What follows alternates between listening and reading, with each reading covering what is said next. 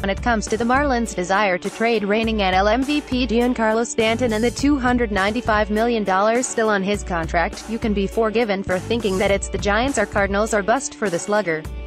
After all, those two teams have reportedly agreed to general parameters of a deal with the Marlins, and it's up to Stanton to decide whether he'll waive his no-trade clause in order to go to San Francisco or St. Louis. Consider this, though, a necessary reminder: this can obviously change as it goes, but Giants expect a Stanton decision by the end of the week. I'm hearing they continue to view Dodgers, not Cardinals, as biggest threat. Alex Pavlovich at Pavlovich NBCS December 6, 2017. Yep, the Los Angeles Dodgers, lest we forget, remain very much on the periphery of the Stanton trade talks, and as the tweet above says, the Giants see them as a real threat. So when it comes to this perhaps underreported wrinkle, let's lay out some essential takeaways when it comes to the Dodgers and their fitness as a destination for Stanton. The Dodgers are reportedly Stanton's top choice. Stanton is a native of Southern California, and he makes his off-season home in the Hollywood Hills. He has already stated that he prefers to play on the West Coast, and according to a number of reports, the Dodgers are his preferred destination. That makes sense, of course, given his roots in the area, and it also makes sense for a contention-starved talent to have designs on a club that has won 5 straight division titles and is fresh off a pennant. All of that's important because Stanton has a full no-trade clause. You know this, of course, and it's why teams in pursuit of Stanton must not only strike a deal with the Marlins but also persuade Stanton to approve said deal. Given that the Marlins are heavily focused on offloading his contract, the second part of that formulation, i.e., luring Stanton himself, is perhaps the more challenging of the two. There's also this: players with no-trade clauses like Giancarlo Stanton can handle trade talks by simply not responding to proposals forwarded by their employer. Vito doesn't have to say yes or no, just no response, and can say, accurately, that he did not reject a trade. Buster Olney at Buster. ESPN December 6, 2017. The temptation is to consider that a distinction without a difference, but it does provide the player with a bit of cover when it comes to any potential public backlash against the scuttled trade. Stanton has a lot of power over this process, and that power seems to benefit the Dodgers. Even so, the Dodgers aren't desperate. We're of course talking about a team that won an MLB Best 104 games last season, played to a 190-run differential, and came within a single game of winning the World Series. As well, in 2018 they're going to return a core that includes Clayton Kershaw, Corey Seager, Justin Turner, Cody Bellinger, Josiel Puig and Kenley Jansen.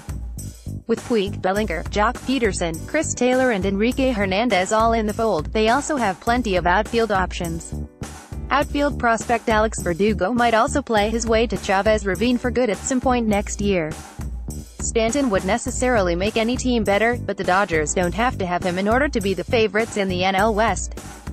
That's still the case even if the rival Giants land Stanton and Shohei Ohtani, for that matter. Money is a major issue for Marlins and Dodgers. Miami's motivation for shopping Stanton is, of course, the $295 million he has left on the 13-year, $325 million contract he originally signed in November 2014. Yes, Stanton has an opt-out after the 2020 season, but the likely outcome is that he plays out his current deal. By all appearances, the Marlins are willing to take a less-than-premium return in terms of young talent in order to offload the vast majority of that remaining obligation. On the Dodgers side of things, they've been over the luxury tax threshold for 5 years running. They would like to get under that bar at some point, so as to reset their penalty clock. The penalties get steeper the more consecutive years you're above the cutoff. That's especially the case now that the punishments are even more costly under the new collective bargaining agreement.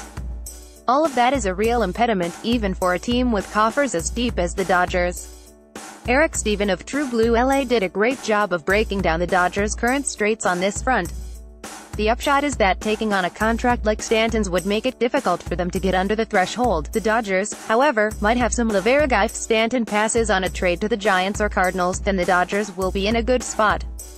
Yes, the Marlins have floated threats of tearing down the team around Stanton if he doesn't approve a deal.